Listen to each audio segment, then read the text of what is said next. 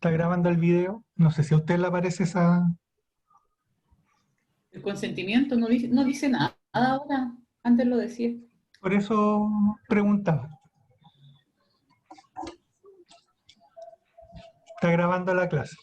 Después de que termina la clase, cuando trabajo por lo menos en formato Zoom, se demora como unos 10 minutos en grabar el video entero y lo subo, intento subirlo inmediatamente a YouTube. Así que entre 2 y 3 horas va a estar disponible para que ustedes puedan entrar y voy a ver si está nuevamente abierta el Moodle para subirlo ahí también, así para facilitar el acceso a todos ustedes a la clase.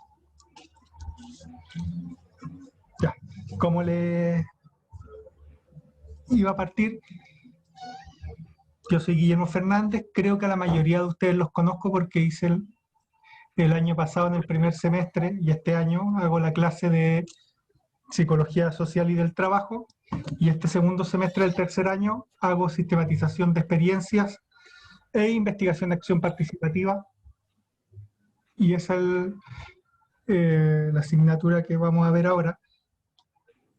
Pero para partir quiero ver cuál es la realidad que tienen ustedes para poderse conectar a esta hora.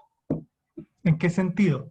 En el semestre pasado, con los chiquillos segundos me dijeron que era muy difícil que ellos se pudiesen conectar la mayor parte del curso a esta hora, por lo cual acordamos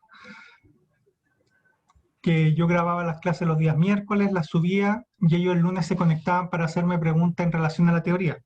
Ahora es un poco más complejo en esta asignatura, porque en mi mundo mágico, cuando hice el programa el año pasado, no sabía que iba a haber un estallido social. En mi mundo mágico pensé mantener el mismo programa este año, suponiendo que el COVID se iba a acabar antes del segundo semestre. Por tanto, la asignatura está planificada para que sea presencial. Y a mí me gusta hacer muchas actividades, o más bien dicho, dinámicas de grupo que están muy a la base del trabajo de la sistematización y de la investigación acción participativa, por lo menos desde su perspectiva más clásica de la psicología comunitaria, de la educación popular, del trabajo social. Y eso va a ser un poco más difícil hacerlo desde el trabajo en línea. Así que lo primero que les quería preguntar es si tienen la mayor parte del curso, todos, la facilidad de conectarse y tener una buena conexión como para hacer trabajo en grupo a esta hora. ¿O les conviene más una modalidad donde yo grabe las clases y a esta hora discutir o hablar sobre temáticas específicas de la asignatura, de la materia, de lo que vayamos presentando en la clase? ¿O tienen una tercera o cuarta propuesta? Disculpen que parta así, pero prefiero hacer el ajuste de expectativa en la primera clase.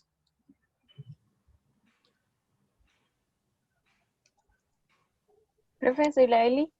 Hola, Eli. Hola. Em, eh, Estábamos utilizando otra modalidad en otros ramos que por los trabajos en grupo, que ¿Ya? hay algunos que se pueden empezar o se muestra en la clase y se deja como para la próxima clase la entrega. Entonces podemos, algunas personas, es que en verdad no sé cuál es si es que hay personas que tienen dificultad con conectarse durante la semana como para entregar el trabajo la próxima semana. Lo que sí sé es que hay personas o compañeros que trabajan dentro de la semana y a veces se les dificulta asistir a la clase y se ponen el día en la tarde o en la noche por la clase grabada. Perfecto.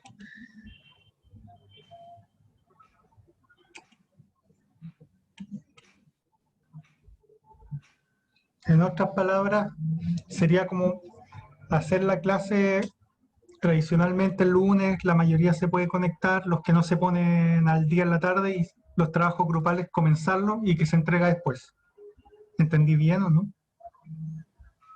Sí, o sea, más como darle indicaciones y espacio para preguntas, eso como sugerencia. Y también en esa modalidad en la que trabajamos en otra asignatura. Y hasta el momento ha funcionado, según mi perspectiva. ¿Hay alguna otra opinión de algún otro compañero, compañera, compañere?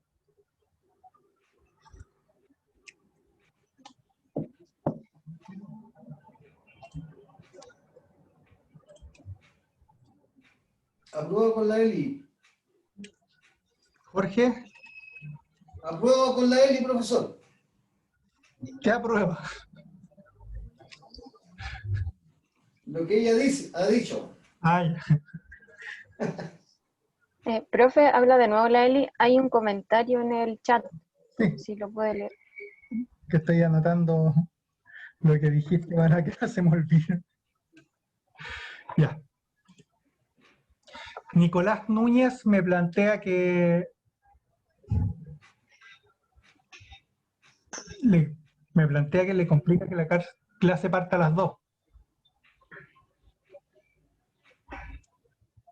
Y él plantea si puede partir a las 2:30. Ignacia Mesías dice que opina igual que Nicolás, si es posible retrasar media hora la clase. Sí, yo igual, profe. Soy la Mayen. Ah, bien, gracias. No, si veo Profe, cuando hablan, por lo menos. profe, Nadia. sí, profe, oiga, yo estuve con usted en este ramo el año pasado, porque yo me retiré por el agüita, sí. Entonces, de acuerdo a la experiencia que yo tengo de lo que vimos en el ramo, siento que igual hay unas clases que pueden ser así grabadas y enviadas como para la reflexión y que cada uno lo haga individual, pero hay algunas clases que sí es necesario como conectarse porque hay, por sobre todo cuando se ve, cuando usted nos pasa como estilo, como ejemplo de sistematización para ir problematizando como curso, igual eso es importante. Desde mi perspectiva, que yo alcancé a ver como 5 o 6 clases del ramo. Eso. Muchas gracias, Nadia.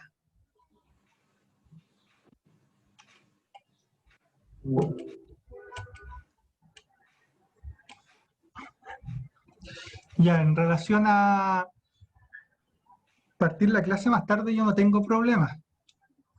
Afortunados ustedes que almuerzan antes de las 2. Uno que con suerte almuerza a las 4. Pero si la mayoría, a ver, creo que acá, lo hice una vez, hay una votación. Pregunta. Quizás preguntando quién no está de acuerdo sería un poco más fácil.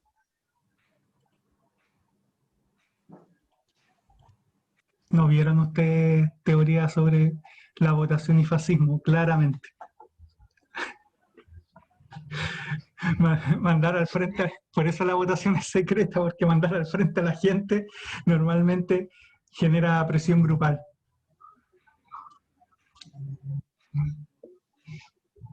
De hecho, lo que hacía el fascismo era hacer votaciones encima con todo el grupo abuchando a la gente que decía que no.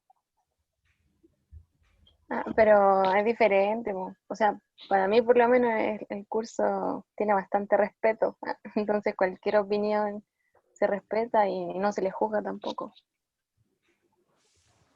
¿En serio? Si, no, si es así, no tengo ninguna dificultad. ¿Hay alguien que le complique que la clase parta más tarde? Por su horario. Yo sé que en el semestre pasado, después de mi clase, venía otra, entonces era difícil moverla, pero no sé este semestre.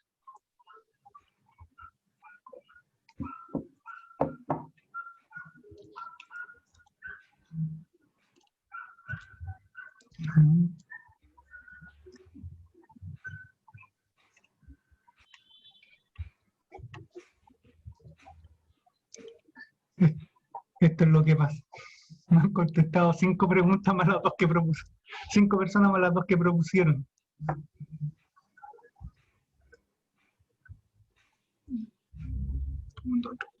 ¿Cuántos son?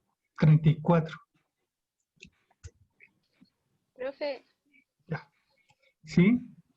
hola, habla Daniela. Yo Daniela. creo que igual en general no nos complica por el horario de las 2:30, porque en general el semestre pasado igual en las clases de la tarde las partíamos a esa hora y, bueno, la mayoría, y este semestre igual en otros ramos tenemos como fijado las 2:30 en las tardes.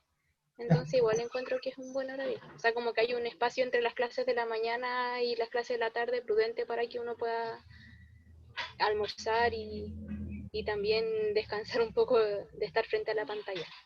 Eso. Perfecto. Y al parecer leo como unas 15 respuestas más o menos que me dicen que no les complica. Así que, si es así, la clase sería desde la próxima semana a las 2:30.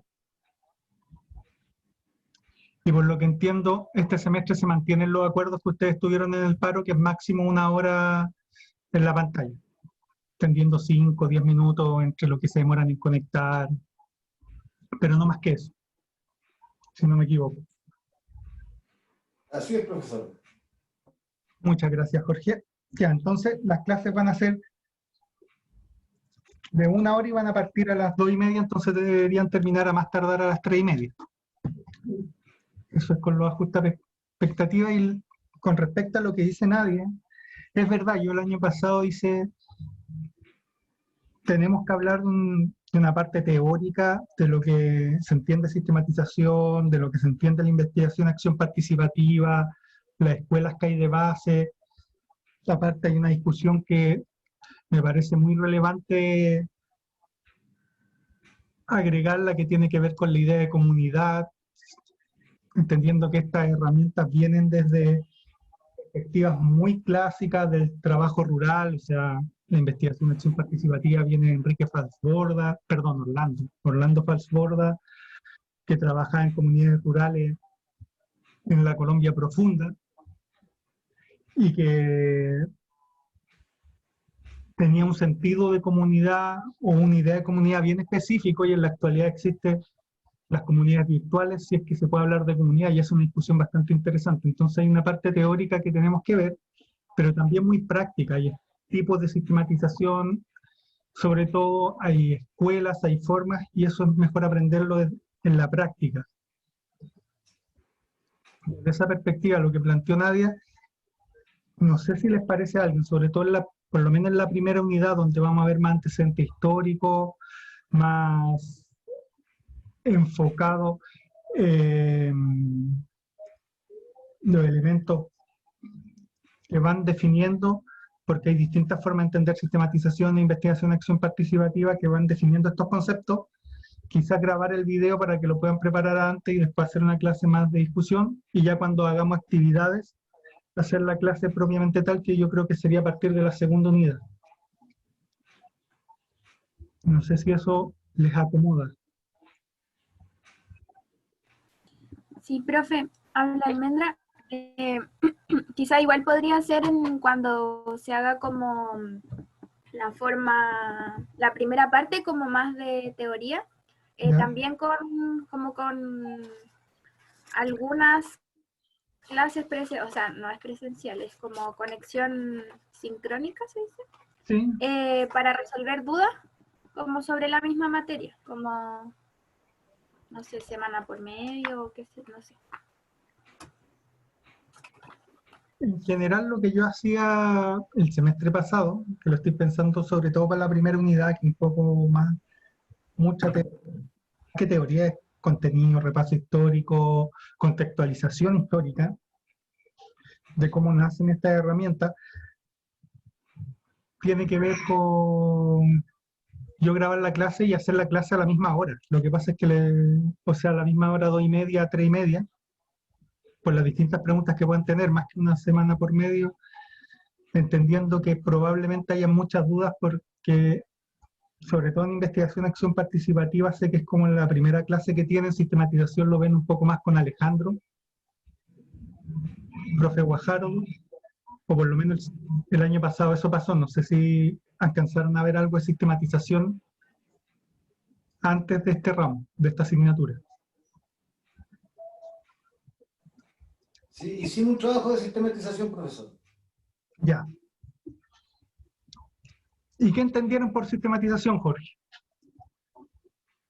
Al menos yo lo que hice, lo que hacía fue hacer una recopilación paso por paso, tomando nota con el cuaderno de campo de las impresiones que nos teníamos durante el encuentro con las personas o la institución que estábamos sistematizando, y hacer casi una cronología de cuando comenzamos a trabajar con ellos en la sistematización, después sacábamos las conclusiones, hacíamos reflexiones, de acuerdo al tema que sistematizamos con la comunidad.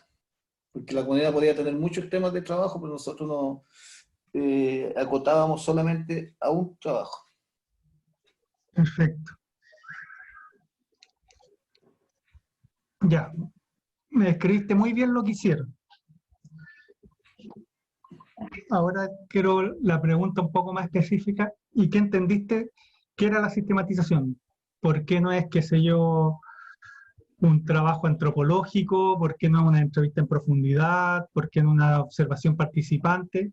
¿Qué tiene distinta la sistematización de lo que acaba de nombrar? Si es que ubica alguna de las herramientas que dije. Puede contestar cualquier persona del curso, no solo Jorge.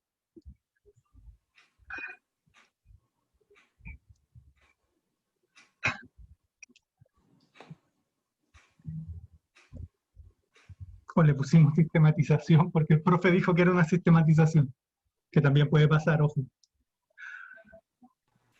Profe, no sé si sea como la diferencia, pero sí que en la sistematización como la forma de, como de registrar el proceso es como, no sé, en base a registrar el proceso continuo, no sé si se explica, como registrar todo el proceso de manera sistematizada.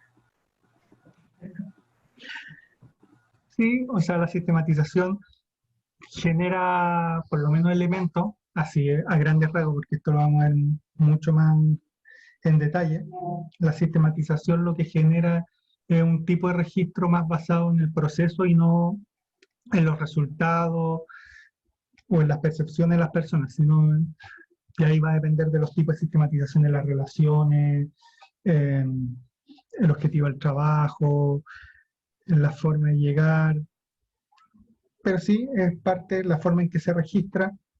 ¿Qué más podría ser de diferente a otras herramientas de la investigación cualitativa más de origen anglosajón, europeo?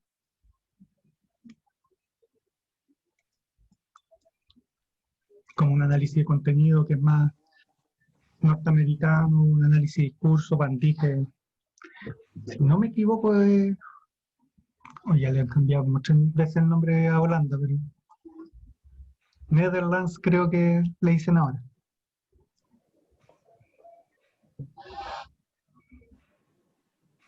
Profe, el Nico contestó en el chat, por si acaso. Nicolás Núñez, o Núñez, será portugués o español. Siento que la sistematización tiene definida una postura, se escribe desde una posición o visión de mundo. Lo que diría un Van Dijk desde el análisis de discurso sería que toda metodología investigativa se inscribe desde una posición o visión de mundo, se reconozca o no. Lo que pasa es que hay posiciones que dicen que son más objetivas y que a partir de eso renuncian o dicen que pueden ver la verdad más allá de las presunciones de las personas, y la sistematización, como la mayor parte de las metodologías latinoamericanas de trabajo, son mucho más, esto es un juicio de valor, honesta, en decir desde dónde me pongo, me paro o digo lo que voy a decir, escribir, estudiar, investigar. Dicho eso, hay muchas otras metodologías, por ejemplo, todo lo que tiene que ver con el socioconstruccionismo desde Gergen en adelante, que plantea lo mismo. O sea, en Europa Gergen tiene su primer libro donde habla del socioconstruccionismo, en que plantea abiertamente de que él es un hombre blanco, educado en Inglaterra, que está viajando, profesor universitario, y que viaja desde Londres a París mientras está escribiendo la introducción de su libro para dar una ubicación, situarse desde donde escribe. Y que él dice que probablemente lo que escribiría sería muy distinto si hubiese sido mujer, afrodescendiente, en la ruralidad de África. Ignacio. Materialización Ignacio dice, según recuerdo, que la sistematización es la materialización de una experiencia a través de la cual busca reflexionar sobre la práctica para generar conocimiento o aportar a la teoría. Muy buena definición. Si lo recordaste, te felicito. Es una definición más tradicional y es más parecida a la Escuela de Trabajo Social de Perú, a partir de los trabajos de María de la Luz Morgan. Voy a compartir ahora una pequeña presentación que tiene que ver cómo hacer una escala histórica para irnos situando a lo que nos referimos o a lo que... para irnos situando, para ir entendiendo cómo nacen estas herramientas de corte más latinoamericano. ¿Me avisan si se puede ver en la pantalla, por favor?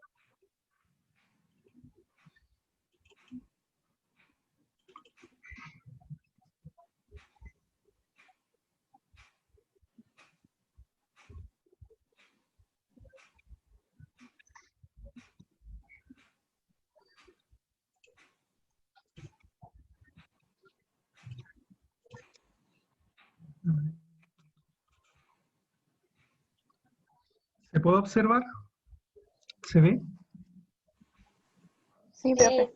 Perfecto. Ya. El título de la presentación es Investigación, Acción Participativa, que ahora en adelante le voy a decir ya, porque es larguísimo, pero para que sepamos a qué nos referimos, y sistematización de experiencias, que es bien distinto a sistematizar propiamente tal. Los objetivos de la clase de hoy. La presentación la voy a subir a Moodle para que no vayan escribiendo todos los objetivos por si acaso. Primero, conocer los primeros elementos vinculados a la IAP y a la sistematización, comprender el contexto de desarrollo de las ciencias sociales, en específico en el contexto político latinoamericano entre las décadas del 60 y el 90. ¿Por qué en esas décadas? Porque más allá de que los trabajos de Orlando Falsborda parten como el 54-55, en esta etapa de la historia latinoamericana donde nacen estas herramientas, estas perspectivas de trabajo, dependiendo del autor. Entonces, vamos a intentar hacer un análisis en ese sentido. Y por último, comprender el contexto político latinoamericano y cómo afectó a las metodologías de investigación en la región. Y ahí, para detenerme un segundo, la sistematización, la educación popular, la IAP, la evaluación iluminativa, nacen en Latinoamérica o a partir de trabajos latinoamericanos en la década del 60, 70, 80, pero desaparecen un poco, tanto desde las universidades como que tienen un retroceso, y ahí vamos a intentar explicarlo de cierta manera. Entonces, lo primero que hay que intentar comprender es que tanto la investigación, acción participativa como la sistematización se basa en los procesos, no en los resultados. Ahora eso es evidente, muchas de las herramientas cualitativas actuales lo hacen, pero en esa etapa o en esa época lo que importaba era el resultado. De hecho, los primeros trabajos de investigación, acción participativa los hace Orlando Falsborda, pero él lo hace a partir de programas de desarrollo de comunidades agrícolas colectivas en Colombia, financiados por la FAO, que es la Organización de Fomento Alimenticio de la ONU. Creo que esa es la sigla, puede que me equivoque, pero la Organización de Alimentos de la ONU. Y ellos estaban interesados en que los agricultores pudiesen producir más, para que produjeran más, ganaran más dinero. Y toda su evaluación de resultados se basaban en si producían o no más alimentos. Y lo que se da cuenta Falsborda, posteriormente Paulo Freire con la educación popular, Ignacio Martín Baró en El Salvador con la psicología de la liberación, María de la Luz Morgan en Perú con el cambio entre trabajo social y asistente, o sea, de asistente social a trabajo social, tiene que ver con que lo importante son los procesos, los aprendizajes que sean ahí, las lógicas, que la gente no es tonta, que la gente no hace las cosas porque le faltan conocimientos, sino que probablemente son conductas muy adaptativas a su concepto, a su contexto, perdón. Ejemplo, en el Hacer para Transformar, un libro clásico de Marixa Montero, ella parte dando una anécdota, que se trataba de un grupo de estudiantes de ella que van a una parte de Venezuela, a una población que vivía al lado de un basurero. Y todos sus estudiantes van con la idea de que esa población, hay que quitar ese basurero de cerca de la población porque causa enfermedades, los olores, producción de una mala calidad de vida, había transmisión de enfermedades, de plagas, y eran muy estigmatizados por vivir al lado de ese basurero. Pero cuando le van a preguntar a las personas, su mayor problema era la locomoción, no el basurero, porque el basurero era su fuente de ingreso, su fuente de vida. A partir de ahí lograban los ingresos económicos para poder vivir, por eso vivían en ese sector. Si estuviesen basado en una idea de proyectos y resultados, su proyecto hubiese sido nefasto, básicamente porque el resultado que ellos querían es que corrieran del basurero de donde vivían esas personas. Y las personas lo último que querían es que pasara eso. En ese sentido, los procesos y la lógica que hay detrás es mucho más relevante que el resultado propiamente tal, sobre todo cuando se trabaja con procesos humanos. Entonces, en ese sentido, la idea es, o cómo se enfocan, o cómo se entienden, es desde la idea de proceso y no resultado.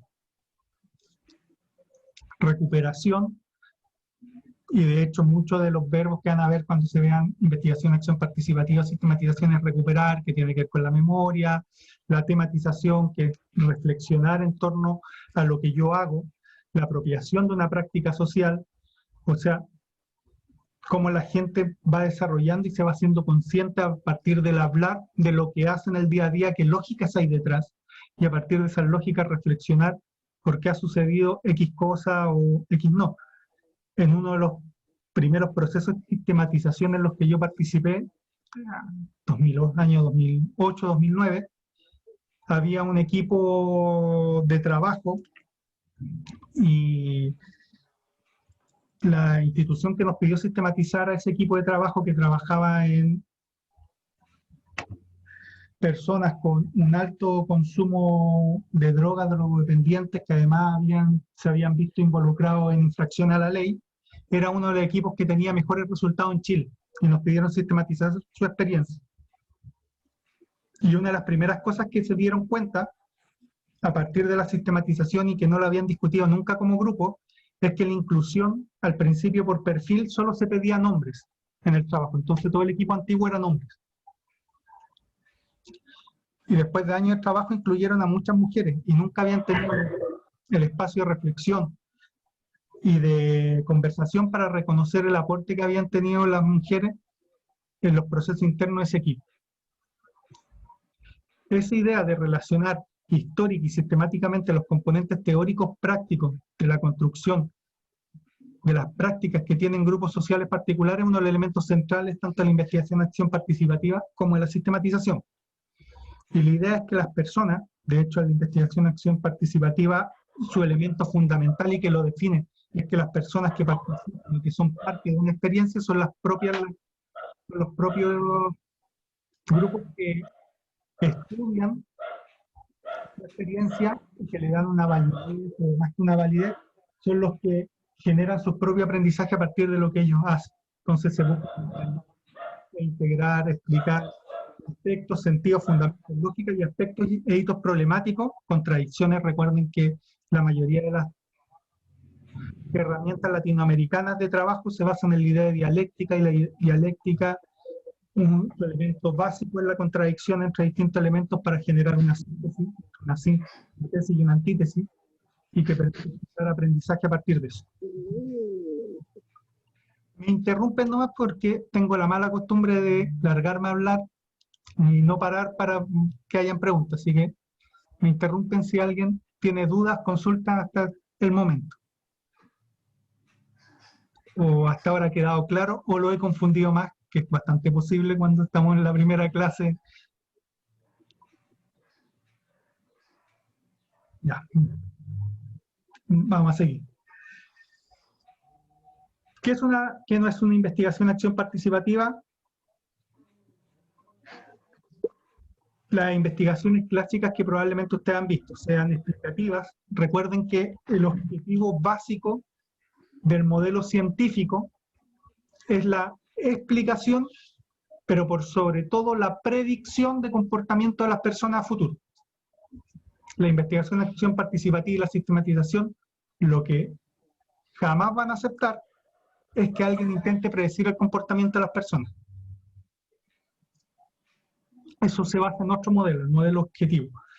Y comprensiva hace referencia a la idea de que una persona, un investigador, esto tiene que ver con las investigaciones cualitativas más clásicas, preguntan qué entiende usted, qué le parece tal cosa, un cuestionario de percepciones, una entrevista en profundidad donde yo veo contenidos, que hago un análisis de contenido, hago un análisis de discurso, pero el que hace el análisis soy yo. Por tanto, se resisten o van en contra de la idea del investigador no participante. Perdón, no veo quién me está hablando, así que si me dice su nombre me ayuda bastante. Profe, yo, Nadia. Nadia. Profe, no entiendo el primer punto de qué no es una IAP, la investigación.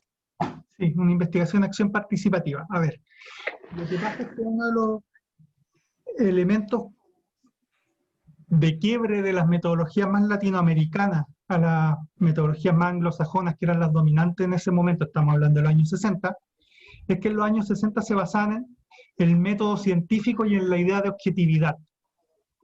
Ya nadie defiende la idea de objetividad, la disputa entre Popper y Kuhn y Feyerabend, con la idea de, ahora, de paradigma científico, pero en ese momento, hasta los años 60, se creía que el mundo era objetivo. Como era objetivo, yo era capaz de conocer la realidad, y si soy capaz de conocer la realidad, tengo tanto poder, que soy capaz de no solo explicarla, que eso es como lo básico, sino ser capaz de predecir lo que va a pasar a futuro.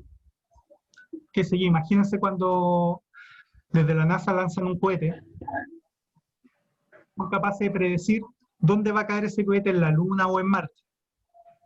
Esa es la capacidad predictiva. Tenemos alarma contra tsunamis, funcionen mejor o peor, pero si hay un terremoto y sabemos que se da a cierta altura, tiene cierta fuerza, probablemente hay un tsunami. Esa es la capacidad explicativa de la ciencia. El tema es que cuando trabajamos con seres humanos,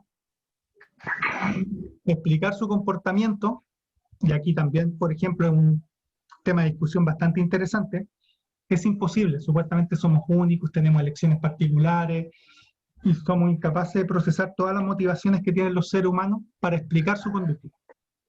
Lo que intentaban hacer hasta ese momento todos los estudios sociales era explicar la conducta de las personas. Lo que hace la investigación-acción participativa y otras técnicas latinoamericanas es decir, yo no puedo explicar lo que hace la gente, tengo que comprenderlo, tengo que ser capaz de develar las lógicas que hay detrás. Porque probablemente si yo lo miro desde mi perspectiva, esas personas que viven al lado de un basurero son tontas, no son capaces de darse cuenta de las enfermedades que hay, no son capaces de darse cuenta de las plagas que hay, los malos olores, y que tienen una mala calidad de vida.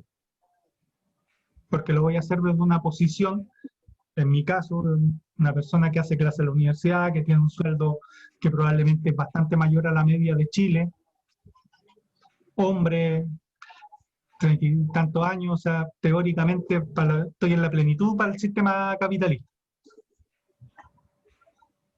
Pero si yo soy capaz de preguntarle a esas personas y darme cuenta de las lógicas que hay detrás de la necesidad de vivir en esos lugares, soy capaz de velar también las lógicas y las contradicciones en relación a la organización social, las desigualdades, la exclusión, la falta de habitación que podía haber en Caracas en ese momento en Venezuela, los problemas de acceso a servicios, fuentes laborales estables, entre otras cientos de problemáticas que hay detrás que hacía que la gente se fuera a vivir allá. Eso por una parte. Y lo otro tiene que ver con que, Profe, habla la Eli. Disculpe que lo interrumpa tan abruptamente. no, Pasa sí, que hay compañeros en espera. No, al tiro, ya, gracias. es que no me aparecen en espera, ese es el problema. Hoy en la mañana pasó lo mismo en la otra clase. Debe ser algo que se marca quizás en la configuración de la reunión. Sí. O sea que en general cuando, por lo menos el semestre pasado, me saltaba un mensaje de que alguien estaba en la sala de espera. Sí. Ahora si no me dice la Eli no hubiese abierto y sí, eran 3 personas las que están en espera. Muchas gracias, Lisa. Y la segunda parte es que la mayoría de los estudios, cuando quisieron ser cualitativos, buscaban comprender el aprendizaje, así como los antropólogos de los años 30 o 20 que iban a ver una comunidad perdida en el Amazonas o en la Micronesia, iban con un cuaderno de campo y iban anotando todo lo que hacía la gente. Intentaban como comprender lo que había detrás de eso, pero lo hacían desde una posición del antropólogo blanco con todo el poder que es capaz de juzgar o definir etapas de desarrollo histórico. No, estos son tan antiguos que todavía son animistas, iban con una perspectiva, en ese momento se consideraba prejuiciosa, pero en la actualidad lo que se plantea es que se hace a partir de una posición de poder, para utilizar términos más contemporáneos, que no es coherente con lo que busca la investigación, acción participativa y la sistematización de experiencia, que es justamente romper la posición de investigador-investigado. Entonces, no hay un investigador, no hay un objeto de estudio, el objeto de estudio, sobre todo en la investigación participativa, lo defino con las personas con las que voy a trabajar y de hecho, para ser bien específicos como lo era Orlando Falsborda, yo no puedo no puedo hacer una investigación de acción participativa si no soy parte de la comunidad. Nada del investigador externo que enseñe alguna herramienta para que la comunidad se vaya generando sus propios conocimientos, como sí pasa en la sistematización. Tampoco es imposible que en una investigación de acción participativa, desde la perspectiva de Falsborda, haya una relación vertical de poder, es siempre horizontal, es colectiva, y no hay conocimiento experto. Desde la perspectiva clásica, no quiere decir que si yo soy psicólogo y manejo, qué sé yo, suponiendo que los psicólogos tenemos mejor capacidad de escucha o más herramientas para analizar las emociones de las personas, no lo voy a usar, pero lo hago porque soy parte de la comunidad, no como el experto psicólogo que viene a hacer eso. Por su parte, que en una sistematización no es solo escribir o describir una práctica. No se basa solo en anotar lo que hace el otro. Tampoco busco recopilar información, más allá de que se hace. Tampoco es ordenar la información cronológicamente, no es elaborar un informe de síntesis, no es ver las dificultades, ventajas, no es hacer un análisis FODA, por así decirlo, de la experiencia, ni hacer una evaluación de una práctica. Lo que se busca, y va a depender de las distintas escuelas, pero para intentar hacer una síntesis, lo que se busca es lograr develar, construir o hacer emerger las lógicas que hay detrás de las prácticas que realiza un grupo humano, porque ese grupo hace lo que hace por una razón. ¿Y qué razón hay detrás? Eso es lo importante, porque permite generar un contexto histórico, permite generar aprendizajes y por sobre todo permite a las personas que son partícipes de sistematización darse cuenta de las lógicas que hubo detrás de lo que hicieron con anterioridad. Y cuando yo soy consciente de las lógicas que hubieron con anterioridad, soy capaz de proyectarme a futuro de manera mucho más clara.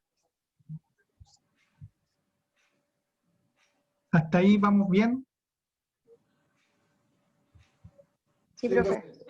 Ya, muchas gracias. Y aquí solo puse 4 formas distintas de entender la investigación, acción participativa y la sistematización. Después vamos a ir viendo la sistematización, por lo menos tiene 3 escuelas, que son la peruana, la chilena y la centroamericana.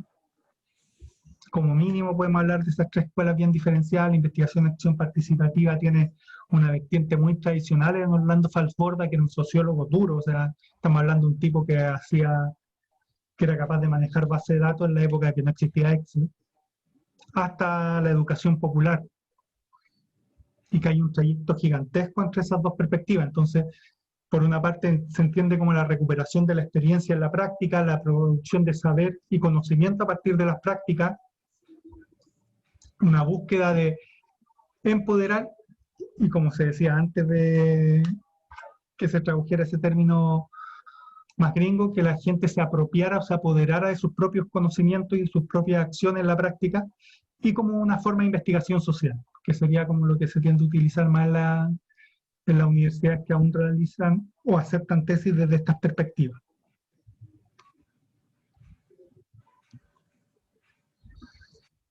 Antes de seguir, porque ahora voy a hacer un quiebre un poco más histórico para entender de dónde nacen estas herramientas, qué pasa.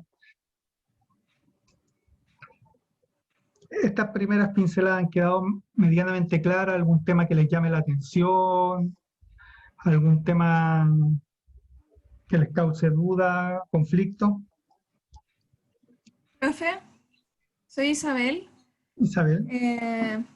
Es que no, ¿cómo es eso de investigación social? ¿Cómo eso como forma de investigación social? Como que no me queda muy claro. Ya, lo que pasa es que en ciertas universidades, no en todas, de hecho bien pocas, la investigación, acción participativa y la sistematización de experiencias son consideradas como forma de realizar tesis de grado.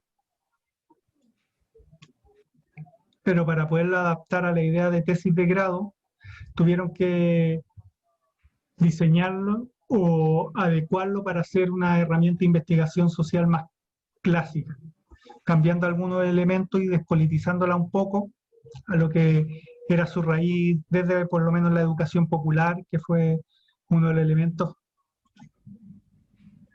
que más se trabajó por lo menos en los años 80 y 90, 70 y 80.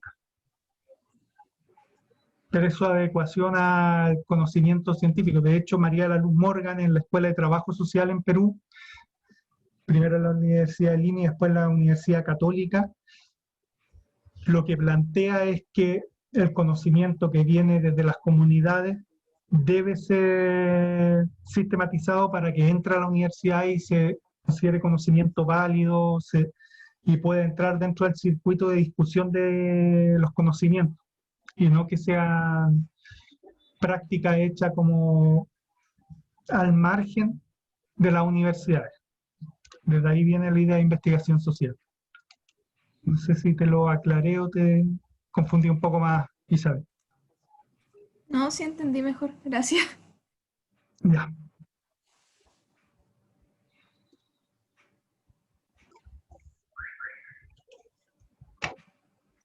Ahora voy a pedir que usen un poco más de imaginación. Imagínense Latinoamérica o el mundo de los años 60. Recuerden que en el 1945 terminó la Segunda Guerra Mundial y el mundo se divide en esferas de influencia de la Unión Soviética y Estados Unidos, y en general Latinoamérica estaba en el lado de Estados Unidos. Pero en los años 60, nosotros ya sabemos cómo terminó la Unión Soviética, pero en los años 60 la posibilidad real de que el comunismo o el socialismo real se transformara en el sistema dominante a nivel mundial era bastante alta. Los países occidentales no estaban teniendo, me refiero a Europa Occidental, Estados Unidos, Canadá, no estaban logrando tener despegue económico, y por otro lado los países de la esfera soviética no solo tenían un crecimiento económico, más países se agregaban a esa esfera, sino que aparte tenían un discurso bastante interesante, las revoluciones, la idea de un mundo más justo, la idea de un mundo más igual, lo que hacía que que la mayoría de las personas que vivían en esa época y que estaban más cercanas a la idea de izquierda, fueran capaces de obviar todas las atrocidades que cometían los países del bloque soviético por el discurso de un mundo mejor.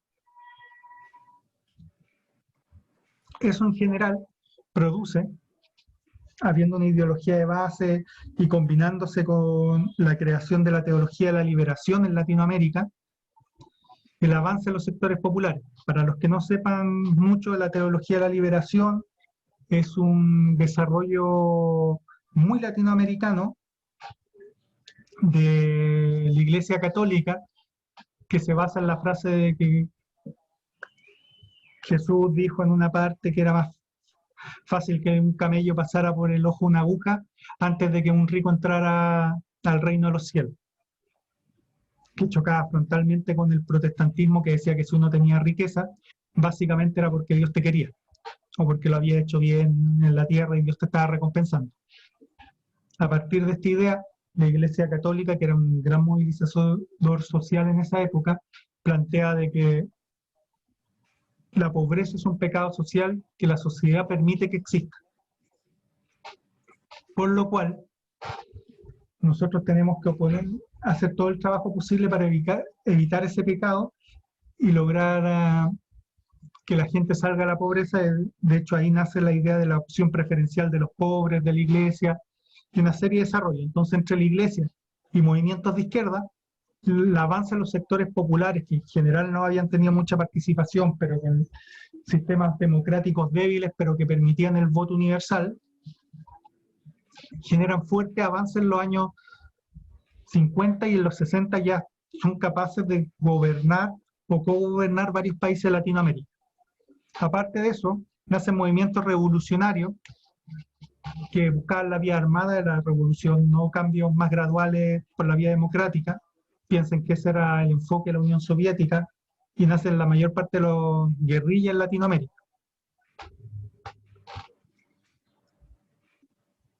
Y acá, y lo más interesante, es que Estados Unidos, como nosotros éramos su patio trasero, genera lo que se llama la Alianza para el Progreso, que es básicamente un programa bastante liberal en la idea más clásica de liberalidad, donde mucha competencia, poca regulación de la parte económica, pero también poca regulación de la vida de las personas, lo cual para la visión más conservadora de esa época era un cambio gigantesco, y por sobre todo ayuda económica para el establecimiento de gobiernos democráticos, bien entre comillas, pero democrático al fin, en Latinoamérica.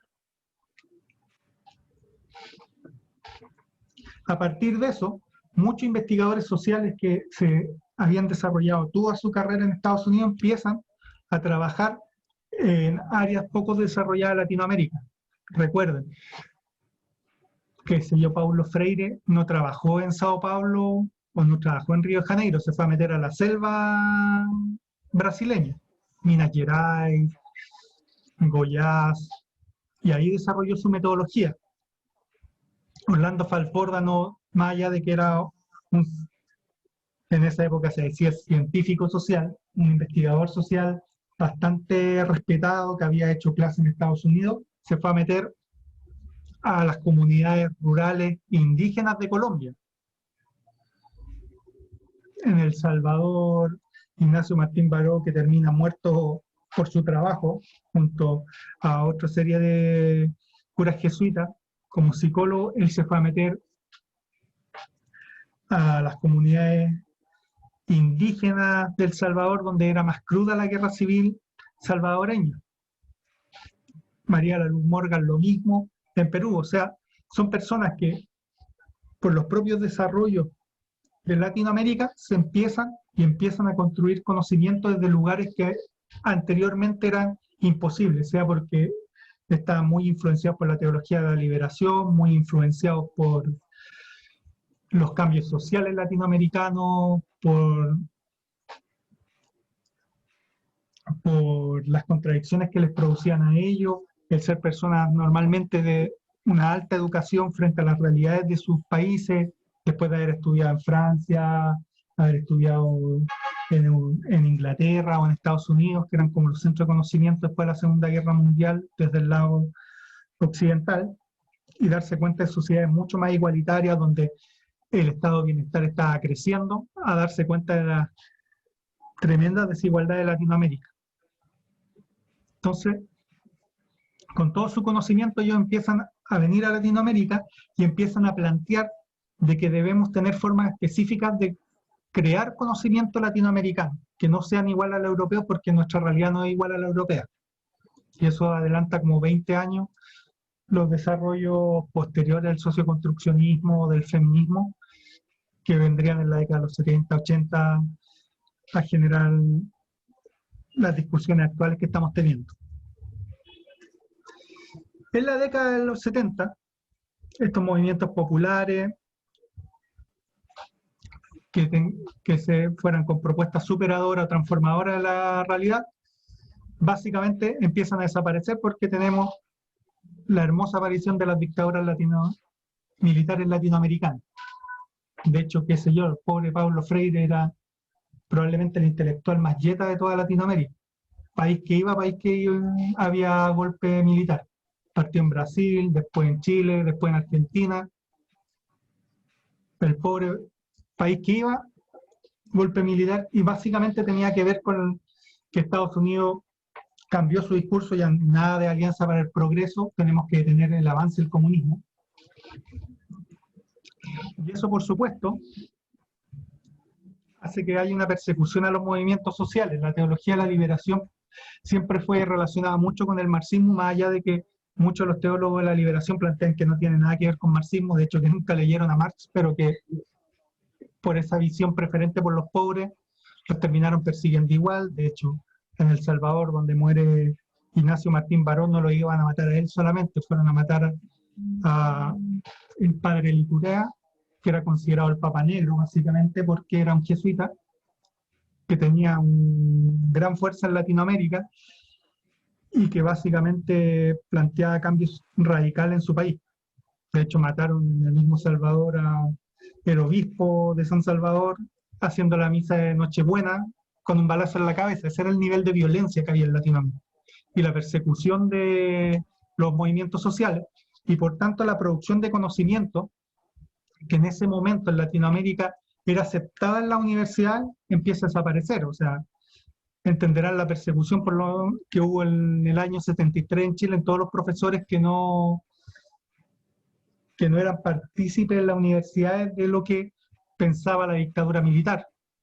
Y eso no solo pasó en Chile, pasó en Brasil, se percibe la teología de la liberación, la sistematización, la investigación, acción participativa y todo lo que sonara marxismo o a cambios sociales desde los movimientos fue perseguido. Y eso hizo que la producción de conocimiento se reorganizara desde un aspecto de resistencia a estas dictaduras. Y por ejemplo en Chile, todo lo que es la educación popular en los años 80 viene de la resistencia y el cambio a estos regímenes dictatoriales.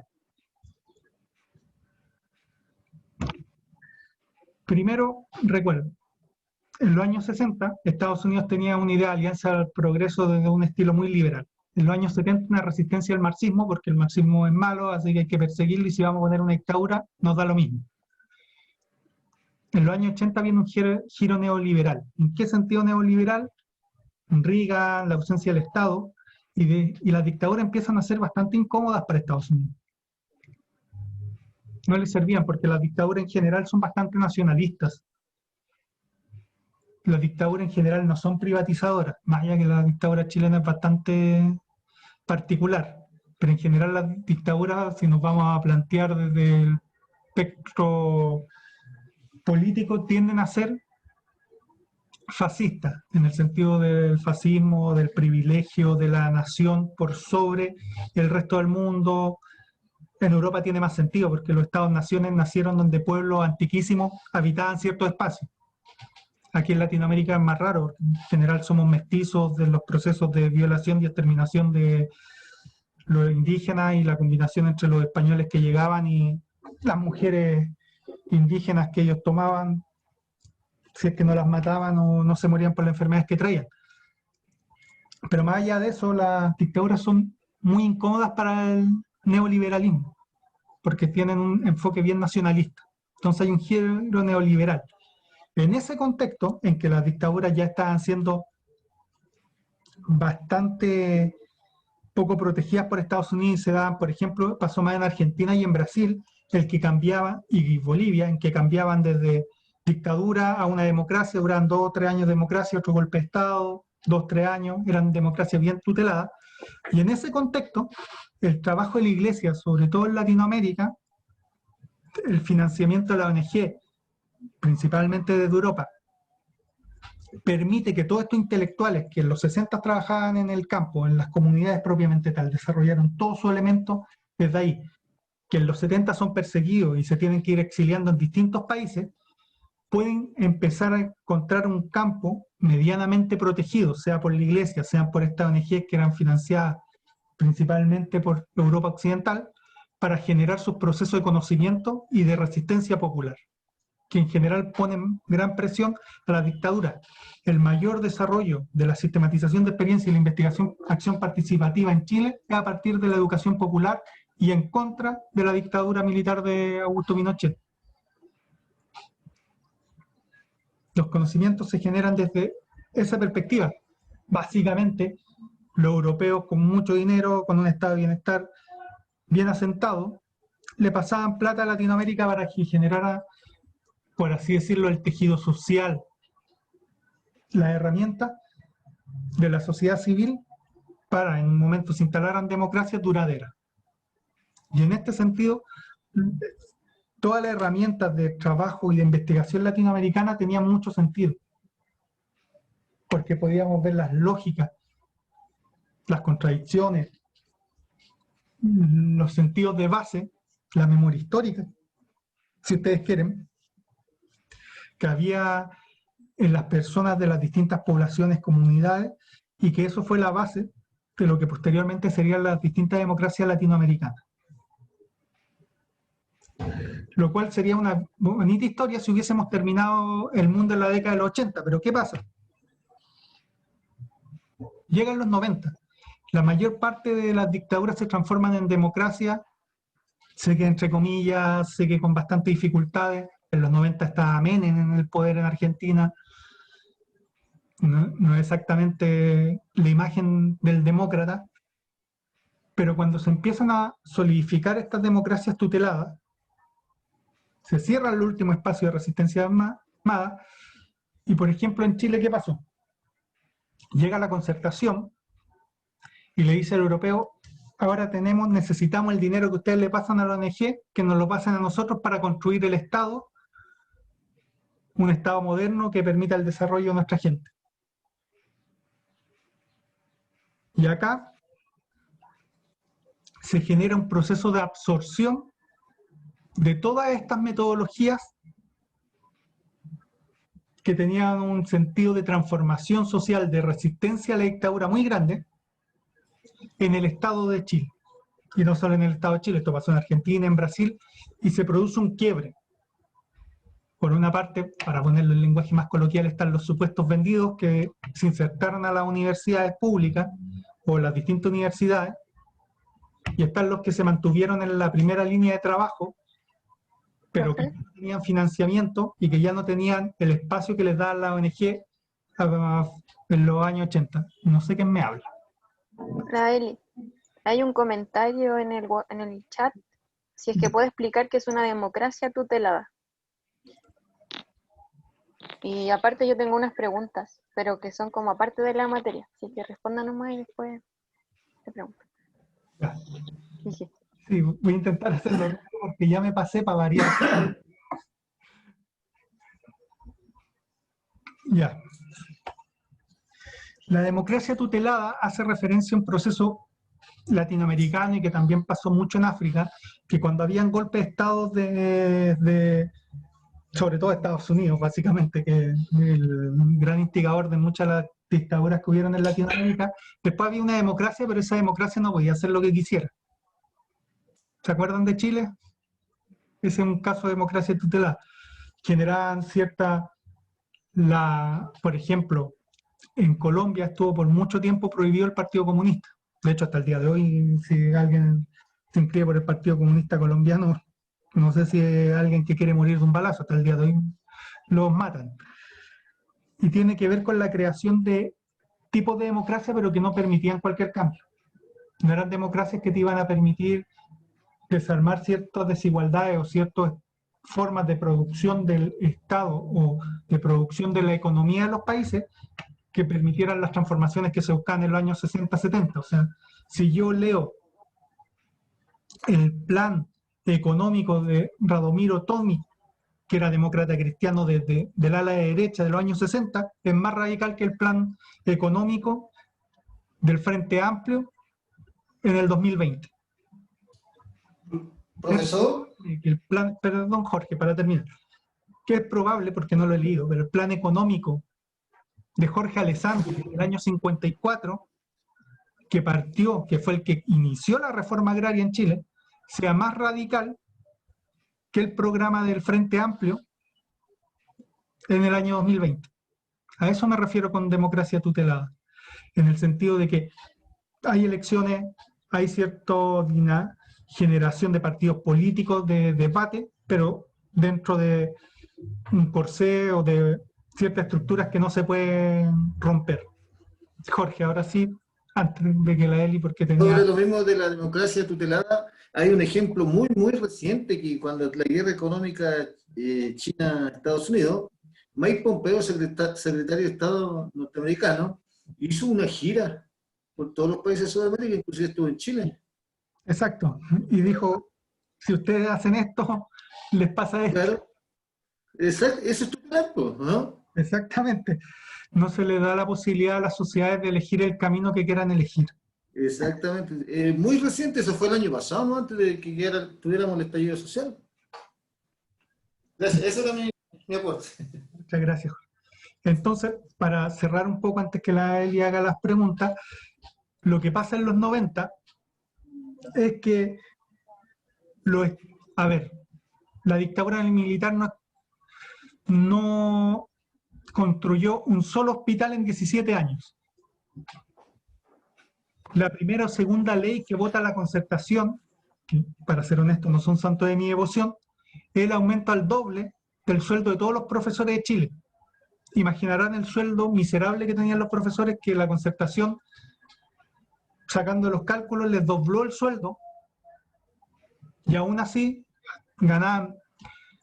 pasaron de ganar una miseria a ganar muy poco.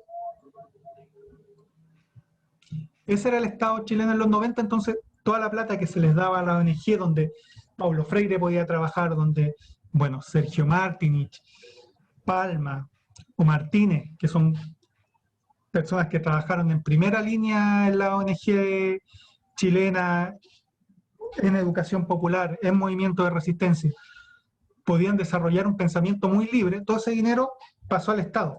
Y esas personas tuvieron que elegir, o entro a la universidad, que en este caso en particular en la realidad chilena era la Universidad de Chile, o me quedo al margen, sigo manteniendo los proyectos desde una perspectiva de educación popular, muy politizada,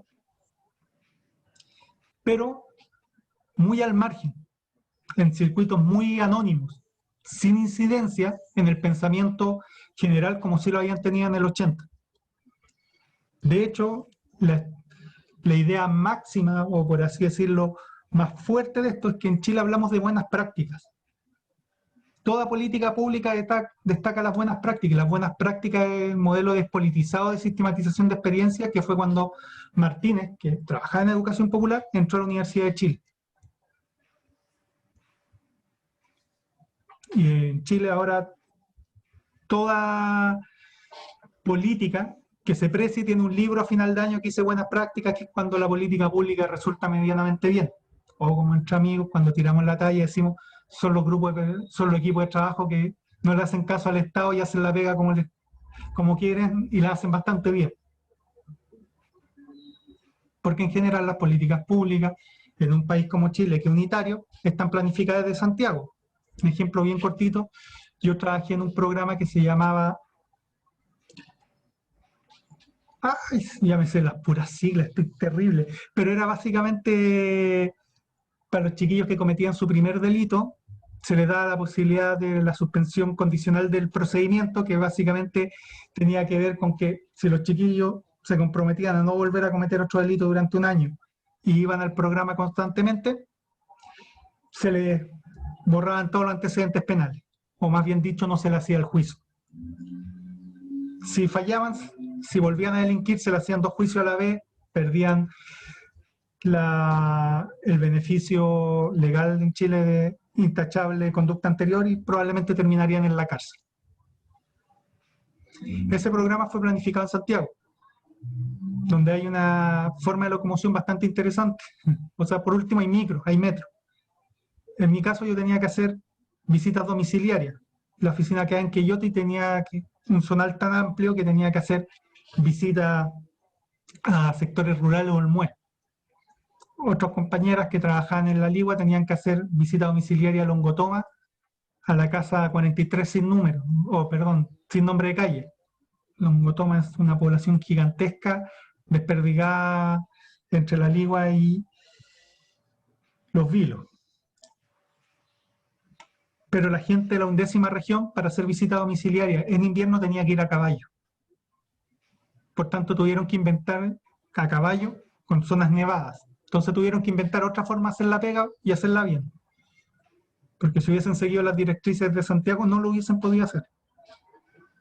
Desde ahí nace la idea de buenas prácticas. Ahora sí, Eli, o cualquier otra persona que quiera realizar preguntas. Ya. Quería preguntarle sobre el programa y cronograma. Si es que lo va a hacer llegar por correo o lo va a subir a Moodle. Si es que va a tener alguna delegada. También su correo por si hay dudas o consultas. Y si es que tiene unos minutitos después de la clase para conversar, por favor. Perfecto. Aquí está el programa. Las fechas, como verán, son bastante imaginarias. Yo pensaba que el semestre iba a partir el 19 de agosto, así que tengo que ajustarlo. Pero el programa está. Así que, y la bibliografía está también, la envié a, se me olvida cómo se llama, Elizabeth Ayala, por favor. ¿Cómo se llama? Al departamento de adaptación, al DEFI, que dice Jorge. Así que en relación al programa está, y la bibliografía también está, así que estoy esperando la adaptación. Van a estar un poco más tarde de lo que me hubiese gustado, culpa mía porque no lo mandé con anterioridad. Pero por lo menos los textos básicos van a estar en noviembre, así que con eso no hay problema, sobre todo porque estas primeras clases van a ser más teóricas, poco más latosas, para mi pesar, yo creo. Escucharme hablar 1 hora, yo creo que debe ser medio latoso, pero ya después vamos a hacer un poco más entretenido y más dinámico. En relación al delegado, el que elija el curso, o sea, ustedes eligen a alguien y yo le puedo mandar la información, en eso no hay problema, y me parece un contacto más directo porque hoy día mandé un mail y me rebotaron como 12, me rebotaron 12 correos de los que me habían dado como la lista oficial del curso. Así que si ustedes quieren elegir un delegado, me informa. Mi correo es re fácil, o sea, es como todos los de la USACH, guillermo.fernandez@usach.cl. Y creo que me faltó una pregunta. Me hiciste 4 y te contesté 3. Si es que voy a darme unos minutitos junto a algunos compañeros después de la clase. Perfecto, no hay problema. Ya, gracias. Ya. ¿Alguna otra pregunta, consulta, duda?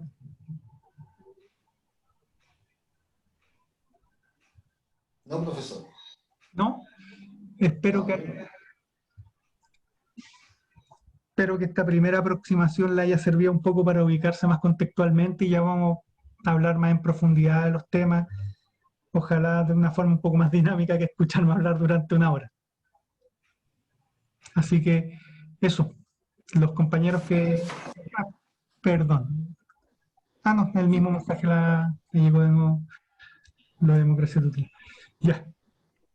Entonces lo dejamos hasta aquí. Los compañeros que me quieren quedarse un ratito más se mantienen.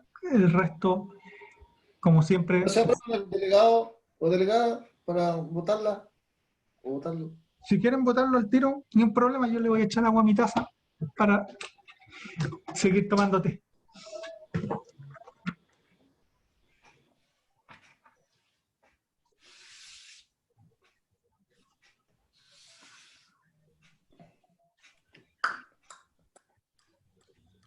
Oli, habla la Eli. ¿Alguno se ofrece para ser delegado? Jijiji.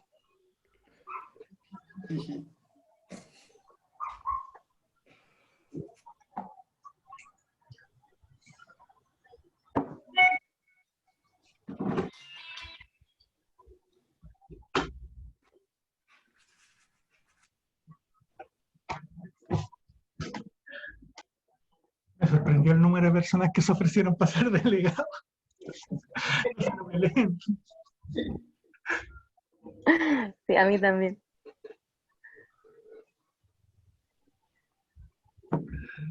Quizás podríamos dar un tiempo pues, y se le manda un correo. Perfecto. Puede ser bueno eso.